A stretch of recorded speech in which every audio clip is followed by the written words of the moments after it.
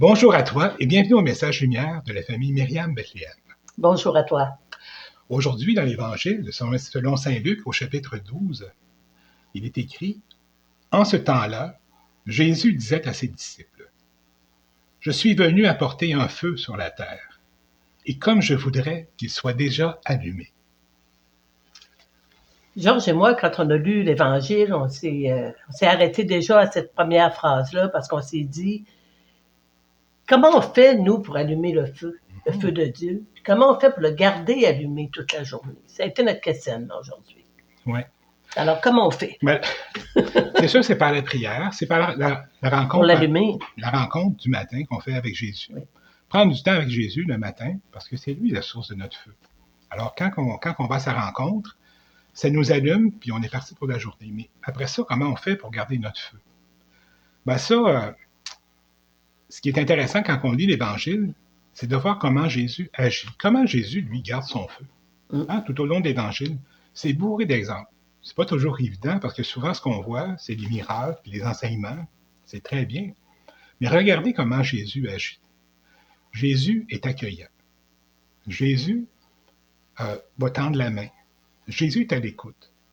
Jésus rouvre les bras pour accueillir les enfants.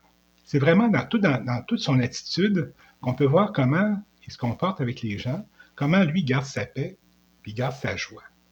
Puis ça, c'est inspirant. Alors nous, quand on vit des irritants, on peut s'inspirer de Jésus puis se demander qu'est-ce que Jésus ferait dans cette situation-là?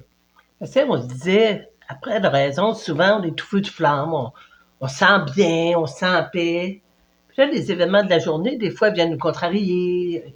Il se passe différentes affaires, on écoute les nouvelles. Des fois, ça nous amène plus à de la désespérance, à éteindre notre feu. Alors, c'est quoi l'antidote là, qu'on pourrait prendre là, pour dire « je garde mon feu allumé ». Alors, c'est notre regard de foi. Ouais. Puis comme on peut pas toujours... je dis pas à Georges, là, j'ai une contrariété, excuse-moi, je vais courir dans le coin de prière. Ça fonctionne pas la vie de tous les jours. Non, là. c'est ça. Hein, des fois, on s'arrête et on se dit, hop, juste la petite phrase. Qu'est-ce que tu ferais à ma place, Jésus, toi? Oui. Qu'est-ce que tu penserais de cette situation-là pendant qu'on le vit? Oui. Puis ça nous aide à reprendre notre regard de foi, puis de reprendre son attitude pour agir comme lui. Oui, c'est ça. Puis c'est d'essayer de voir la situation avec comment Jésus regarderait la situation. Ouais. Comment Jésus écouterait. Comment Jésus le vivrait, puis qu'est-ce qu'il ferait. On peut lui demander, Jésus, qu'est-ce que tu ferais à ma place? Parce que souvent, juste par nous-mêmes, on a un petit peu de difficulté. Des fois, c'est des petites contrariétés, des fois, c'est des plus grosses.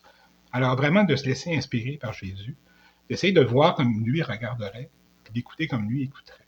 Ça signifie beaucoup de chasser le négativisme qu'on a déjà dedans de nous. Oui. Tu sais, puis par des petites choses, parce qu'on peut pas se pratiquer juste quand tu nous arrive une grosse épreuve, une grosse affaire, puis dire là, j'ai le regard de foi. C'est dans les petites choses, dans la pratique, que ça vient plus facilement.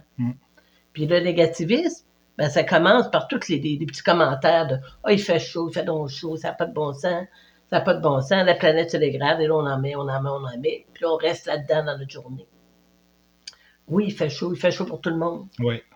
Mais là, des fois, on se fait la blague, puis on dit « Wow, c'est toute une journée. » On va essayer de s'en rappeler au mois de janvier. C'est ça. Quand on va dire « Fais donc froid. » Oui. Puis là, ça nous fait sourire.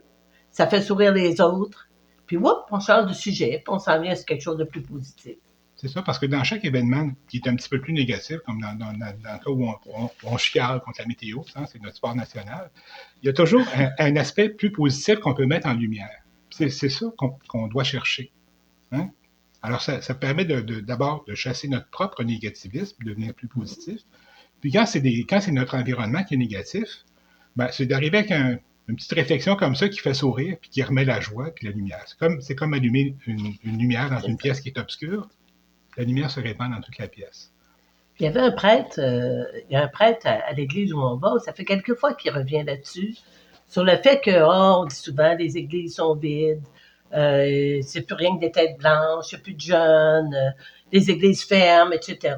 Puis lui, il en parle, puis il parle toujours de l'espérance, d'une nouvelle forme d'église qui est en train de se préparer, le feu, la braise qui est en dessous, les groupes de jeunes, tout ce qui se passe au niveau du renouveau dans l'Église. Il nous ramène à ça. Ouais. Pourtant, lui qui est prêtre d'un certain âge, il pourrait être désespéré et dire à quoi ça sert mon ministère. Mais non, il nous relève à dire, regarde, puis vous en faites partie de cette relève-là, de Oui, cette espérance-là.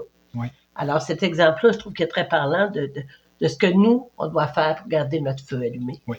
Puis soyons vigilants. Oui. Il faut vraiment être vigilant pour ne pas perdre notre joie, notre feu, notre bonne humeur, hein, parce que c'est comme un trésor précieux qu'on porte en nous, Oui. puis qu'on peut partager avec les autres aussi comme une offrande d'amour. Hein, on est joyeux, on reste en paix, ben on amène la paix et la joie autour de nous. Alors c'est vraiment quelque chose à partager comme une offrande.